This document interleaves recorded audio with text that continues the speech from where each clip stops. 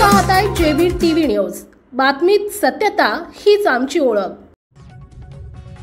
सरन्यायाधीशांवरील हल्ल्याच्या विरोधात समस्त आंबेडकरी चळवळीतर्फे तोंडाला काळ्या पट्ट्या लावून निषेध।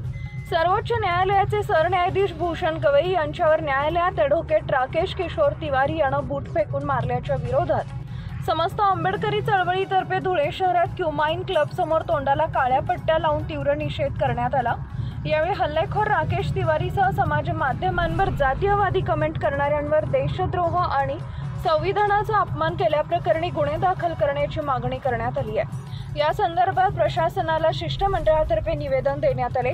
आंदोलनात समस्त आंबेडकरी चळवळीचे नेते कार्यकर्ते मोठ्या संख्येने सहभागी झाले होते। संपादक भूषण पवार।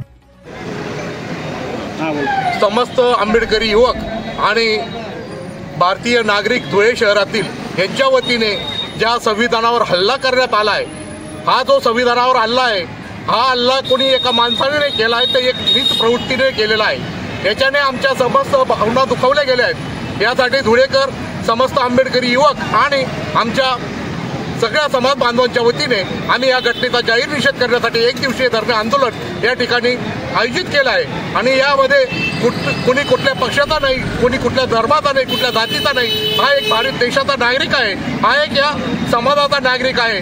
भूषण गवई साहेब हे जरी आज त्या ठिकाणी न्यायाधीश असले तरी ते पण आमच्या कुठेतरी रक्तमासातला माणूस आहे। त्याच्यावर हा हल्ला झाला आहे। हा हल्ला म्हणजेच भारतीय संविधानाच्या एक स्तंभावर हल्ला आहे।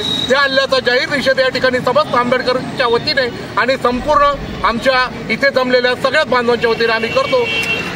आपल्या परिसरातील महत्त्वाच्या बातम्या पाहण्यासाठी आजच आमच्या जेबी टीव्ही न्यूज चॅनलला YouTube वर सबस्क्राइब करा आणि बेल